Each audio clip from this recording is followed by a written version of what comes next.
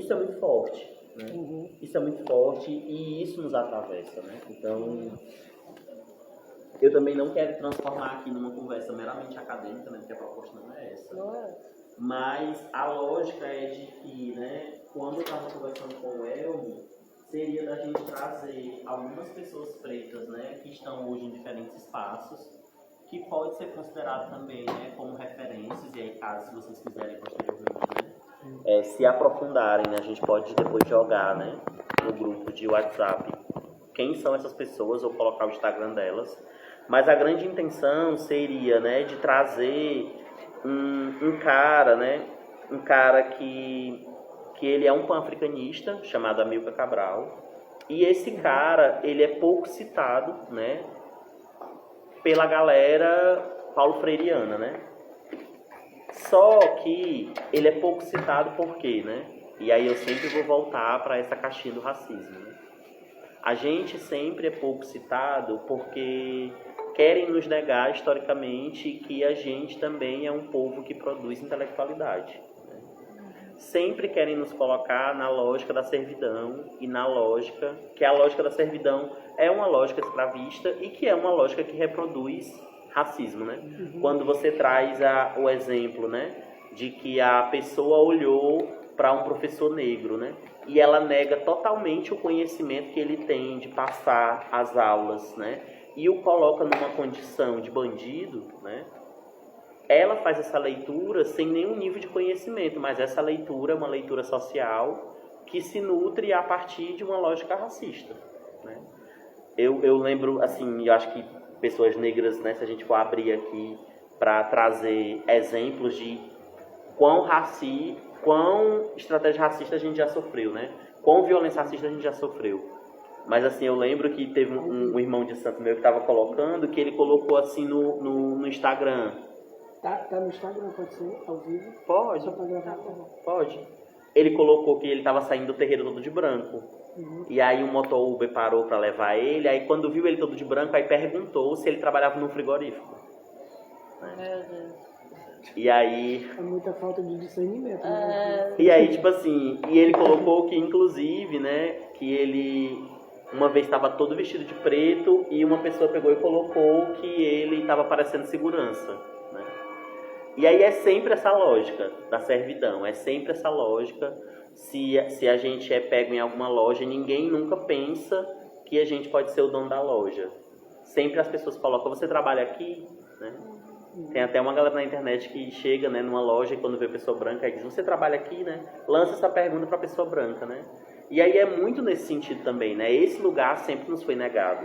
E é porque que eu estou trazendo esse lugar inicialmente, né? Porque todo respeito, né, a quem acredita nas teorias de Paulo Freire, mas o próprio Paulo Freire trouxe, né? Ele traz nos escritos que ficaram, né? Que uma das grandes referências para ele foi Amilcar Cabral, né? Um homem negro, intelectual, né, que na segunda metade do século XIX, né, propôs uma ideologia de união e de solidariedade entre povos negros, né, então é daí que surge essa perspectiva do pan-africanismo. E por que a gente achou interessante trazer essa lógica para cá, né? Porque qualquer esquete ou qualquer jogo de teatro, né, que traga um exercício para vocês se debruçarem, né? Quando o teatro negro traz essa proposta, e também da diversidade, né? Ele vai trazer essa proposta, inclusive, de conversar com as questões sociais. Que questões sociais atravessam as pessoas, né, retintas, né? Pessoas de cor? Que questões atravessam pessoas trans, pessoas não binárias, né? Que questões atravessam, né? Que teatro é esse, né? E aí trazendo, inclusive, essa lógica, né? Qual é o teatro que está posto, né? Qual é o teatro que está nos palcos? Qual é o teatro que está na rua, né? E aí até nessa lógica também da disputa do palco, né? E aí dos grupos, né? Então, se a gente for colocar essa lógica, a gente vai percebendo que as pessoas que estão hoje na cena, elas são muito mais pessoas brancas. Tipo, você tem agora uma novela que está tendo uma segunda personagem principal, que é uma mulher negra, né? E aí você vê quantas novelas não já passaram e que sempre as pessoas negras estão sendo colocadas em papéis subalternizados, né? E sempre são colocados nessa lógica da invisibilidade. E aí, assim, quando o Elmo me convidou para trazer essa questão, né? Eu acho que a primeira coisa que a gente tem que pensar nessa proposta de teatro é que o teatro ele deve vir nessa lógica de ação afirmativa. Então, assim, pensar um jogo teatral, pensar uma sketch, né? Pensar uma perspectiva de espetáculo é pensar uma projeção de ação afirmativa, né? Qual é a ação afirmativa que a gente quer trazer sobre pessoas negras? Qual é a ação afirmativa que a gente quer trazer sobre pessoas LGBTs? Né? Qual é a ação afirmativa que a gente quer trazer sobre mulheres? Né? E essa ação afirmativa, ela tem que ser uma ação afirmativa reparatória e não uma ação que reproduz o que já está posto. Né? Ou seja, para as mulheres sempre está posto também o espaço da servidão. Para as pessoas negras está posto o espaço, né, de serem colocados como agressivos, de serem colocados como pessoas sem intelecto. Para as pessoas LGBTs não está sendo dado nem a oportunidade de viver. Né? Porque a gente também não pode esquecer que a gente está num país que mais mata pessoas LGBTs. Né? E aí se a gente for pegar a lógica LGBT, a identidade LGBT e for colocar para a lógica, para a identidade trans, a gente vai aumentar de uma maneira, né, muito agressiva esses números, né? Como de minoria, basicamente. E aí, tipo assim, se você vai ver no espetáculo, né?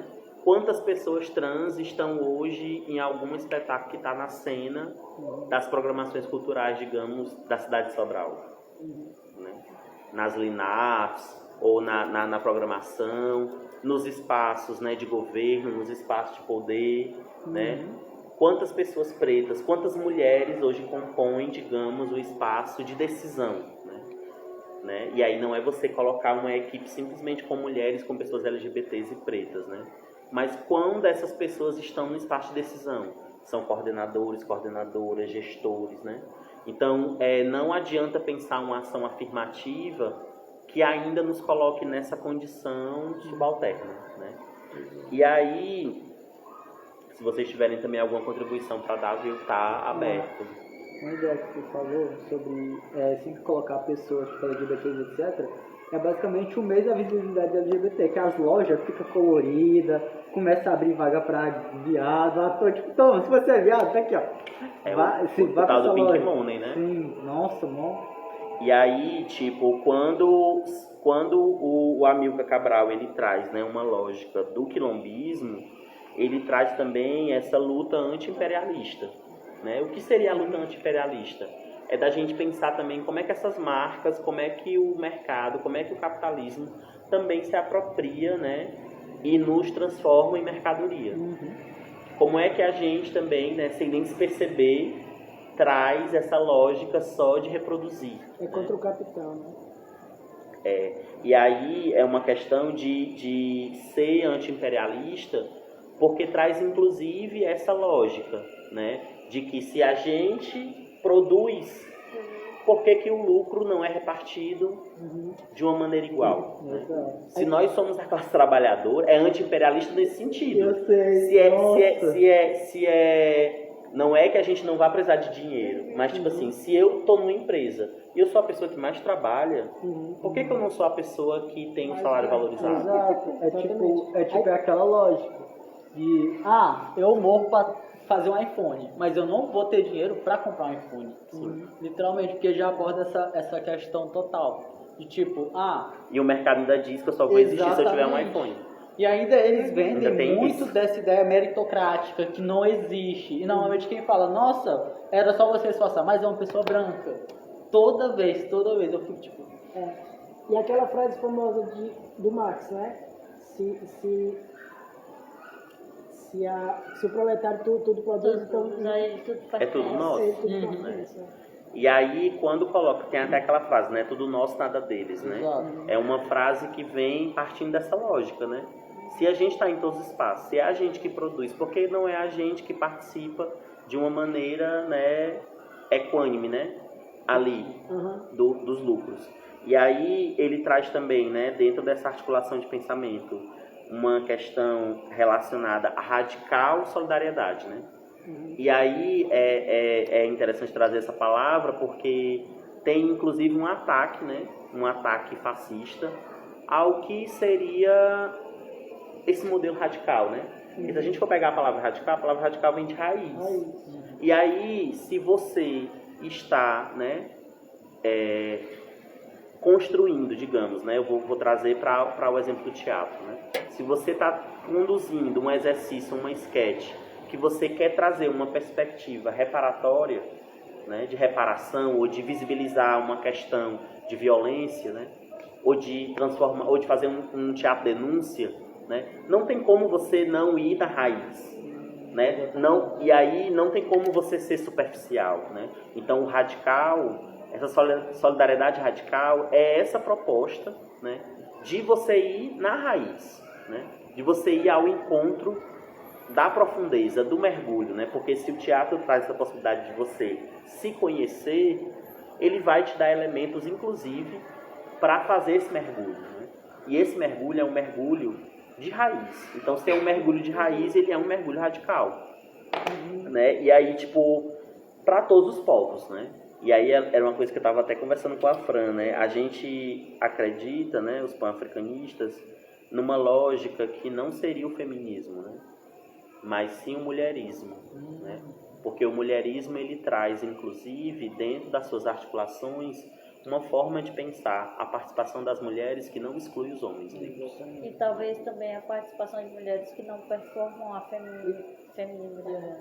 E principalmente que não exclui as crianças, que não exclui as pessoas, né, idosas. Exatamente. É um pensar continente, né?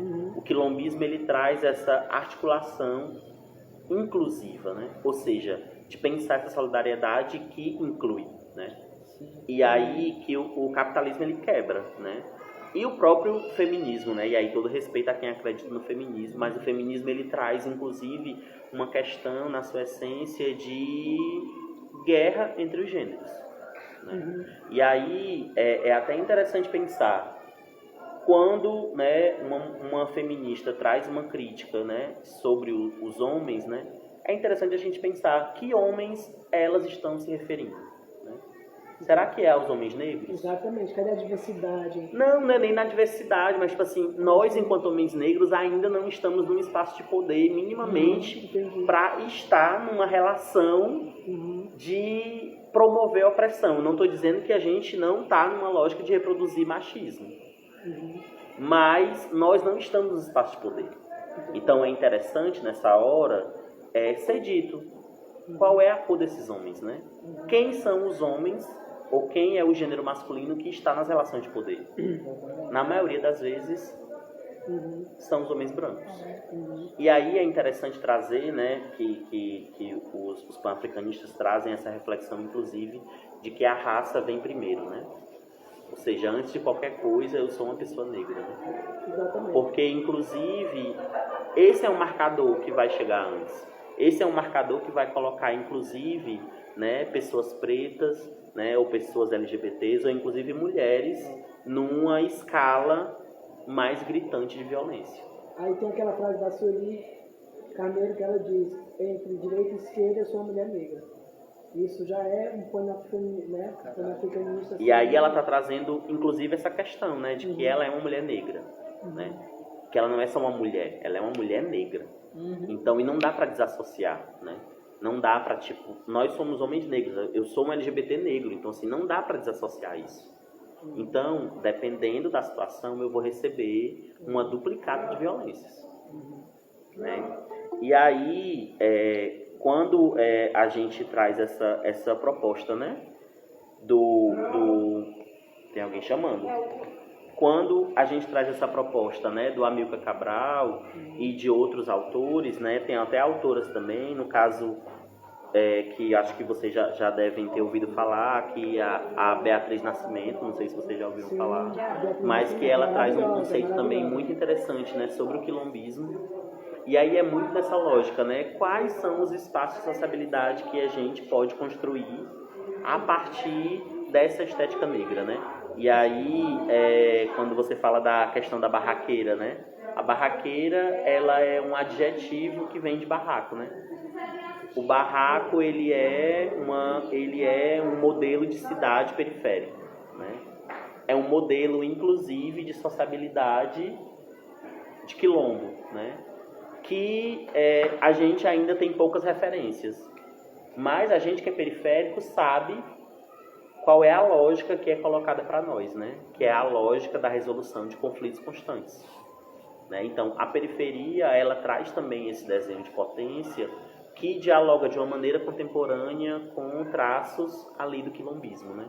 Então, e aí eu estou trazendo esses exemplos também porque para dizer que, por muitas vezes, né, o fato de nós sermos pessoas periféricas, a gente tem, o cotidiano ele nos dá também uma determinada sabedoria a partir da nossa vivência, né? Então, assim, o panafricanismo e o quilombismo também acredita muito nessa lógica, né? De que pessoas negras produzem essa sabedoria através da sua vivência. Pessoas LGBTs estão se reinventando todos os dias, as mulheres estão se reinventando todos os dias a partir de uma lógica de que nós não estamos nos espaços de poder. Então, se a gente não está no espaço de poder, a gente está no espaço de opressão. Então, a gente está se reinventando a partir de uma sobrevivência, né? Que não deveria ser o ideal, mas é o que a gente acaba, é o que está posto para nós, né? E aí, para concluir, né, eu trouxe aqui outras pessoas que também dialogam com essa perspectiva, né? E aí tem uma galera massa, né, que eu, assim, primeiramente é uma galera que promovem cursos, né, que estão no espaço do Instagram, que acabam promovendo também esse fazer cotidiano, né, de produção de sabedoria. E aí é uma galera também que coloca, né, dentro da sua essência o fazer simples. O que seria esse fazer simples, né? É buscar com simplicidade essa fala concreta, né? E de que às vezes a academia ela traz para nós uma eloquência, né, que gera uma distância. De que a gente não precisa falar difícil, né? O que a gente precisa? A gente precisa simplificar. A gente precisa simplificar, não de uma maneira simplista, né, mas simplificar, porque isso é o que nos traz para uma perspectiva concreta e séria, né? E aí tem uma galera, né, que traz vários arcabouços sobre essa produção de sabedoria, né? E aí eu vou citar algumas pessoas aqui que são pessoas assim que me trazem muita alegria, né? Elas estão no Instagram, né? Estão no Instagram, né? E aí, tipo, tem a Catiúcia Ribeiro, que é assim, muito foda mesmo. Tem o Marginal Menestrel, né, que é o Carlos. Tem o Achille Mbembe, né? Tem a Sueli Carneiro. Tem o Rômulo Silva. Tem o Eu Mesmo Tom. O Homologi Agbara. Uma intelectual diferentona. Tem a Preta Velha, né? Preta.velha. Fora que tem outras pessoas também, né? Como é o seu tom? Só tom? Eu Mesmo Tom. Eu mesmo. E aí, tipo, eu trouxe uma galera que é uma galera que produz hoje, mas que tem outras galeras, né? Produzindo uma série de desconstruções, porque a lógica pan-africanista, a lógica que vocês estão partindo aqui do teatro negro, né? Eu acho que ela tem que partir de uma lógica radical de descolonizar as mentes. A gente está aqui para descolonizar as mentes, né? E se recriar a partir dessa lógica mesmo, né? Que é uma lógica que a gente foi colonizado. Eu acho que é a primeira questão que a gente tem que assumir. Nós, pessoas negras e pessoas indígenas, né? Nós fomos colonizados, né? E foi trazido para nós essa peste da colonização, né?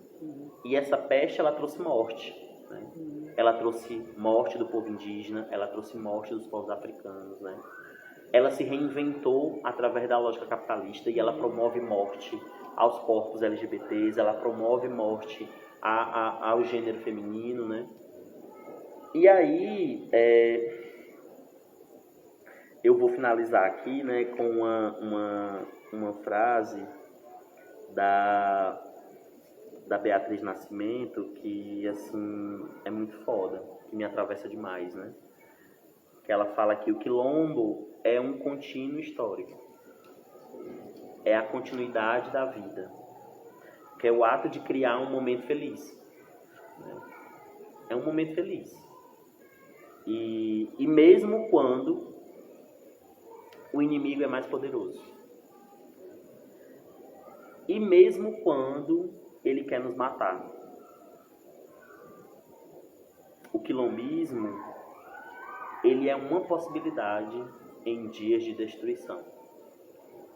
E é nesse sentido que eu trago, né, essa provocação para vocês, porque é muito mais uma provocação, né?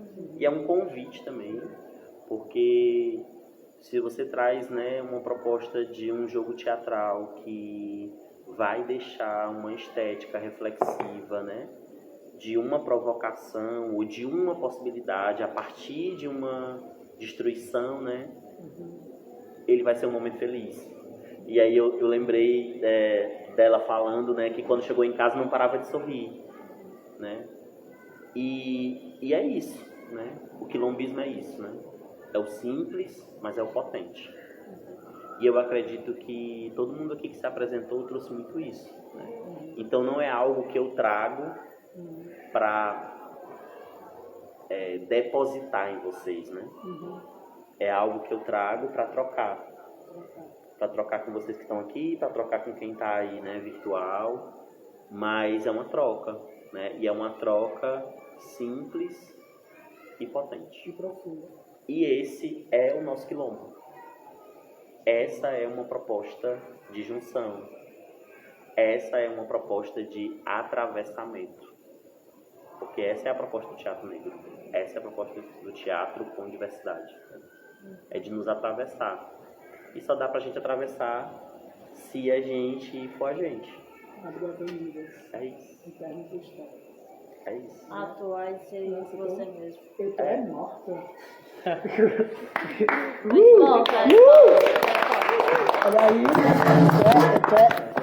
pré-passada. Deixa eu ficar bem aqui assim. Nossa, gratidão mesmo, viu, Cidade? Gratidão mesmo, assim, gratidão por esse Vai momento. falando alto aí, que senão o povo não te Olha aí. escuta. Vá! Tem uma galera Eita! aí, Que estratégia massa! Que estratégia massa! E assim, eu queria só trazer uma coisa que me atravessou muito também, né? O Amilcar Cabral, ele foi morto pela polícia. E é muito louco isso, porque a polícia, né, é um órgão que foi feito para caçar preto, para caçar pessoas LGBTs, inclusive. Sim. Tem, historicamente, né, depois se vocês quiserem pesquisar, na ditadura tinha uma operação chamada Operação Tarântula, que era a operação da polícia orquestrada para caçar corpos dissidentes, né? E aí tem até um disco das Bahias e a Cozinha Mineira, que o nome do disco é Tarântula, né? Ou seja, nós somos as tarântulas que eles não conseguiram matar, né? E aí é muito essa lógica também, né? De que quando o Amilcar, um revolucionário, é morto, né, pela PIDE, que é uma Polícia Internacional de Defesa do Estado Português, a gente percebe que, independente da gente ser um intelectual, independente da gente ser uma mulher, uma pessoa preta, independente do espaço que a gente tiver, a polícia sempre vai estar fazendo, né, o seu protocolo de nos matar. Né? De nos matar de várias maneiras, né? De nos matar, inclusive, através da sua abordagem, né, do baque, da forma invasiva, de como colocar os nossos corpos, né, numa agressão. E é isso. Gratidão, nossa, gratidão. Inclusive, Fran, fez 50 anos que ele Qual, foi qual, morto. qual Fez Instagram 50 tá mortos o que ele foi morto. É no Elmo.Ricardo. Ah, eu marquei o 4 fotos. Mas Não, mas pode marcar o 4 Pode, fotos, tá pode tranquilo. Dia 20 agora fez 50 anos que ele foi morto. Dia 20 de Foi. Dia 20 de janeiro Dia agora. 20 de janeiro, Amilcar Cabral. Gente, busca esse nome. Era ele falando e eu pesquisando. Sim, sim.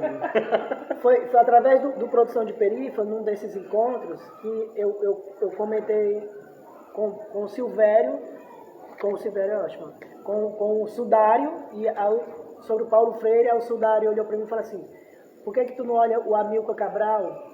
Ele influencia o pensamento do Paulo Freire, e de fato, aí esse nome ficou em mim, não, se tem algo mais antigo, então E preto, né? e preto, então vamos buscar, né? Vamos fazer um trabalho quase de arqueologia para ver esses fósseis, né, que estão lá aterrados, né, pelo ostracismo do preconceito e do racismo, né? A parte Ela aí, quer falar.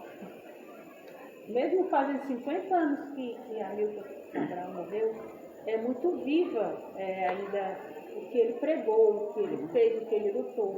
Principalmente agora, porque a gente está mostrando realmente que essa luta ela tem um poder bem maior, né? Porque antes todo mundo ficava escondido nos guetos, nas periferias e tal, e a gente agora está sendo ouvido, está sendo visto, porque a gente tem também a mídia a nosso favor, né? Mesmo a internet sendo uma diversidade grande de coisa ruim, também tem coisa boa para você aprender. E com ele realmente a gente tem uma história bem legal para ser contada e para ser posta em prática, né? Não só contar a história. ocupando espaço.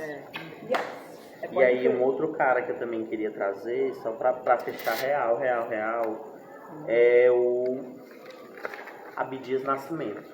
Né? Assim, que ele é muito foda também, né? Tem muita coisa sobre ele.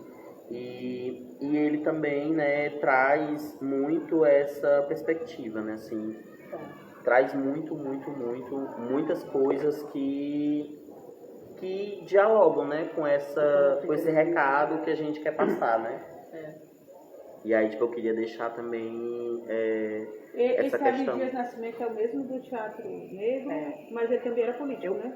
Sim, foi senador, foi deputado. Sim. Pronto. Aí eu aproveito o gancho do Sudário e vou tentar aqui, né, com a minha pesquisa que eu tentei fazer sobre o Abdias Nascimento. Gente, não haveria no Brasil teatro negro se o Abdias Nascimento não tivesse ido ao Peru e tivesse visto uma peça chamada O Imperador Jones, que era uma peça americana. Ele viu essa peça, só tinha pessoas brancas, e ele viu uma pessoa branca fazendo blackface, que era pintando o rosto de negro. E aí ele refletiu sobre as questões brasileiras, né? Porque, olha só, caiu a ficha dele. Por que nós não temos protagonistas pretos na cena, no teatro, no cinema? Porque até então as pessoas não quer dizer, se comunicavam, porque havia todo o movimento, né? Mas ele ainda não tinha caído a ficha dele, tá ligado? Não tinha aterrado ainda. Ele volta ao Brasil e aí ele começa a organizar o movimento, né, negro, ainda não tinha esse nome, que é Teatro Experimental do Negro. Quando ele começa a reunir, né, ele monta o Imperador Jones só com pessoas pretas. Léa Garcia, Ruth de Souza e tantos outros. Haroldo, não é Haroldo Campos, eu vou saber o nome já. Aí ele monta, e aí nessa perspectiva da primeira peça, ele cria o TEM mesmo, Teatro Experimental do Negro, com a primeira peça, uma das primeiras peças, né? Aí ele monta o Sortilégio, né? Tem o livro O Negro Revoltado, então traz toda uma questão. Para falar sobre essas questões do teatro negro, influenciado pelo panafricanismo, que é essa perspectiva de que o teatro negro só é possível quando você traz as suas demandas, a sua pauta. Então, o teatro negro, ele não foi formado, vamos atuar e vamos ser maravilhosos. Não tinha esse lugar. Não tinha esse lugar. Por quê? Porque ele começou com o teatro negro com pessoas em situação de rua, né? Empregada doméstica, pessoas que trabalhavam braçalmente. Então, ele começou a pegar todas essas pessoas e a fazer teatro. Né? Quando ele é preso pela ditadura, porque ele resistiu à prisão, né? Por ser muito revolucionário, ele resistiu à prisão. Nessa resistência à prisão, prenderam ele simplesmente porque ele era preto. De verdade, porque ele estava tentando fazer a revolução. Aí ele, olha só o gênio, como ele é gênio. Ele é preso dentro da cadeia, no Carandiru, ele faz o teatro do sentenciado. Ele está em espaço comum, com assassinos, com tudo. E todo mundo fica amigo dele. Todo mundo fica amigo dele porque ele já fazia uma abordagem social, né? Com a perspectiva social. Né? Quem somos nós? O que é que nós queremos? Que tipo de revolução que a gente quer? Né? Exaltava a cultura preta, exaltava o panafricanismo, que era essa rede de proteção, né? Política, que o negro teria que estar em espaços de decisão. Né? O quilombismo também nasce numa perspectiva que é possível nós pegarmos o preto, o indígena e o branco e, a partir de uma perspectiva panafricanista, a gente poder construir um novo país. Tem até uma lógica, né, de que ele traz um termo, né, que é o com. E tipo assim, que inclusive essas foram as palavras do Paulo Freire, né? Que o Amilcar, né, e que o pan-africanismo também, ele pensa essa lógica do com, né? Quando o Elmo traz esse exemplo, né, de que ele foi preso e lá com as demandas, né, da população em cárcere, ele construiu uma estética de teatro, né? E aí essa era uma forma também de construir essa liderança, né? Como é que você constrói uma liderança? Uma liderança sem autoritarismo, né? Não é uma liderança que você fala de cima para baixo, mas é uma liderança que é construída com as pessoas, né? E aí é uma liderança que é construída também a partir de princípios democráticos, né? De uma participação, inclusive, plena. Porque aí se eu trago as demandas, né? Se eu trago um exercício para visibilizar as demandas, né? E isso se transforma num esquete, isso vai fazer sentido para as pessoas, né? Não vai ser eu que vou determinar, não é uma perspectiva autoritária, né, egóica, de que uma pessoa manda, Exatamente. mas que é a partir de uma construção conjunta. E aí ele traz essa importância da termologia do com, né, que a liderança ela traz esse sentido legítimo, porque é construído com as pessoas, né, para as pessoas, com as pessoas. Né? Exatamente, então todas as lutas sociais, de corpos marcados, que a gente conhece hoje, isso tudo, o TEM, ele já agregava na sua luta. Né? Ele já agregava a militância e o engajamento feminino. No TEM, eles começaram a fazer como se fosse uma feira de beleza negra. Né? Em 1946, tem a primeira Convenção Nacional do Negro. 1950 é o primeiro Congresso Brasileiro do Negro, né? Que esse congresso ele visava o quê? A política de valorização do negro no Brasil. E aí, em 1951, tem a questão do Afonso Arinos, que era a lei de incluir, né? Nossa, eu esqueci aqui, de incluir na lei brasileira as questões de contravenção racial, né? Das contravenções. Porque você sabe que tudo era proibido, né? Era tipo assim, era proibido você ser negro.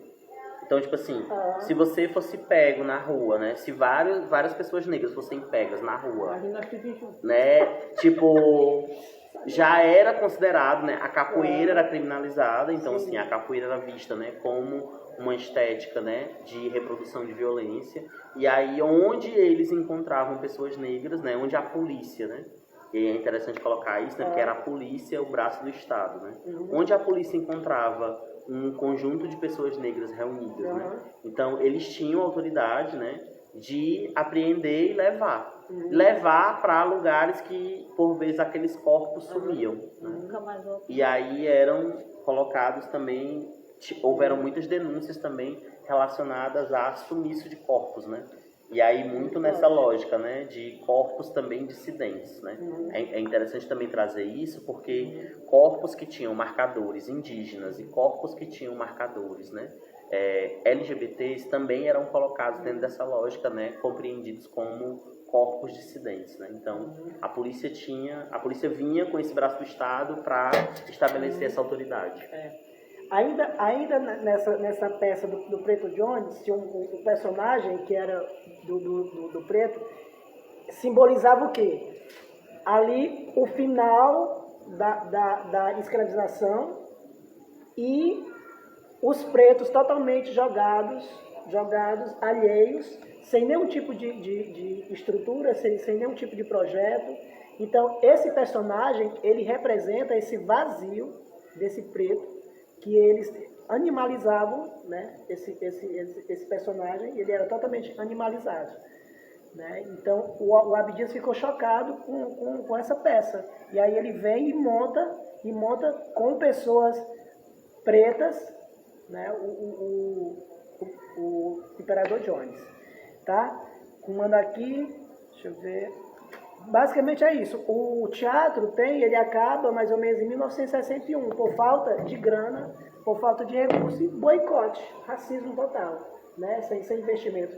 Se a cultura brasileira é difícil para quem tem, né, pedigree, digamos assim, para quem tem contato e relações, agora você imagina para quem tem, para pessoas pretas. Hoje em dia você consegue ver muita política, né, afirmativa, por conta do próprio governo, muita grana, e aí é uma questão que se coloca agora sobre a coisa da manipulação da representação, né?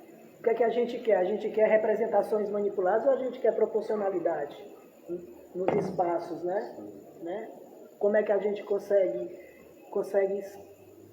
essa proeza?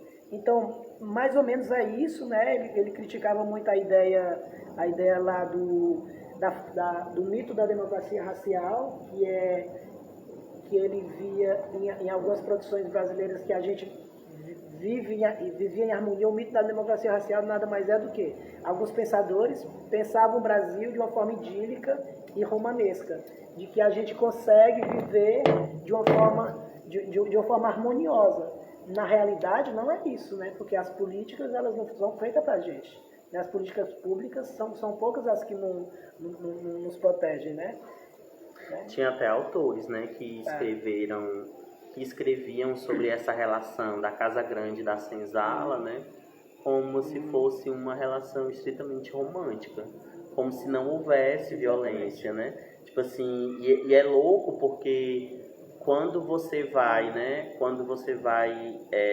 não precisa nem muito a fundo, né, perceber que um processo de escravização, né, de você mercantilizar o corpo de uma pessoa, né, já é uma situação de violência extremamente profunda.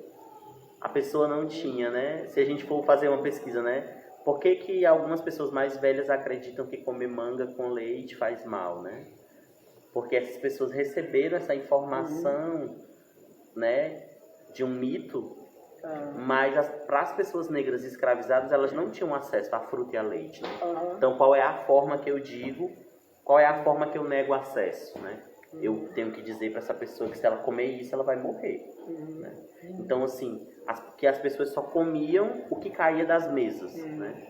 Quem estava na Casa Grande só comia o que caía das mesas, porque aquela pessoa negra era colocada numa condição de não ser compreendida como pessoa, né?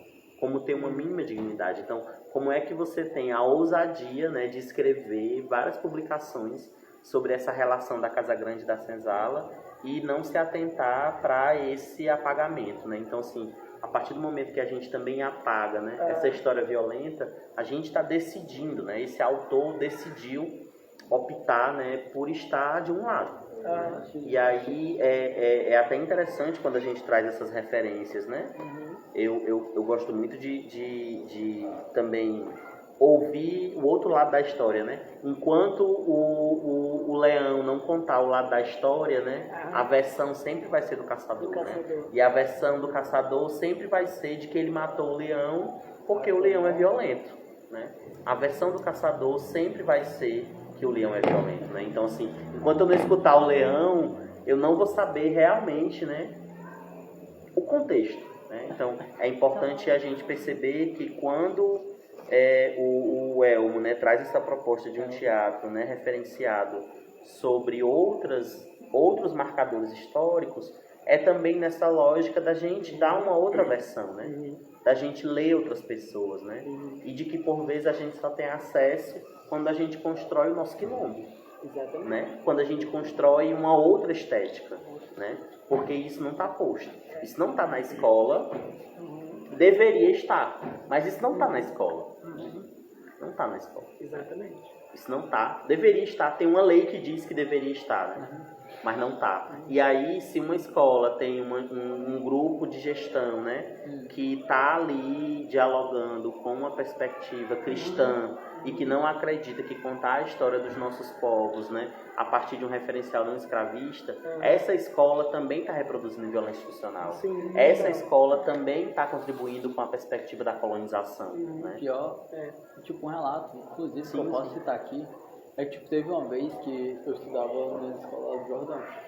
Aí era a escola de ensino médio. Eu cheguei lá e tipo, toda vez que tinha palestra em questão de psicólogo, sempre questão dessas coisas, por algum motivo os palestrantes sempre eram brancos e sempre falavam sobre Deus independentemente do que acontece. Aí teve uma vez que uma amiga minha chegou e foi confrontar. Que é isso, tipo, só fala, no máximo só fala de Deus, buscar Deus, não sei o que, mas nunca chegou a, tipo, Deus cristão, obviamente, mas nunca chegaram a falar sobre Umbanda, e o coordenador, ele olhou pra ela e falou, a gente nunca falou sobre religião aqui. E eu fiquei, tipo, como assim, saca? Tipo, como assim vocês não falarem religião se o cara deu uma Não, e a galera acha que a gente é burro, né? Sim, exatamente, aí eu fiquei, tipo, Oi? Exato, e tipo, tem uma questão lá que é, tipo, da consciência negra, que tem tudo, menos gente preta. Eu fico tipo, que raiva. Pois é, A galera faz isso. Pois é, assim, basicamente assim, em linhas gerais, o TEM era esse lugar mesmo é uma rede de afeto, né? De afeto e de ações efetivas, né? Para atuar na sociedade, né? Somando lutas com as questões de gênero, de raça, né, as questões sociais, política, cultural e também da arte. Né? A luta vai para sempre, ela continua, ela perpassa. Então, Sudário, o intuito aqui, e foi intuitivo, sem ter me aprofundado antes, porque eu acredito muito nessa noção do ator que começa, do ator inocente, que ele começa a partir de uma angústia dele, um desejo, sei lá, alguma coisa que persiste na cabeça dele, ele começa pisando firme, concreto, e nesse lugar mesmo de traz o teu e a gente vai conversar sobre, né? Eu acho que essa perspectiva ela é sobretudo decolonial, né? Ela é decolonial porque ela parte de todo mundo, não só de uma pessoa. Claro que tem uma pessoa que pensa no coletivo, mas assim, o coletivo é que fortalece as individualidades, provoca, bota o dedo na ferida, tem horas que a gente vai estar por cima e depois, quem sabe, a gente consegue superar essas assimetrias que pode ter dentro, né? Mas tudo isso com o intuito de quê? De nós criarmos uma rede mesmo de afeto, uma rede política, né? De cidadania, criar uma nova cultura, né? Criar uma arte forte com pessoas aliadas e aliados, né? Aí é que tá. Quem são os nossos aliados? Quem está do nosso lado, né?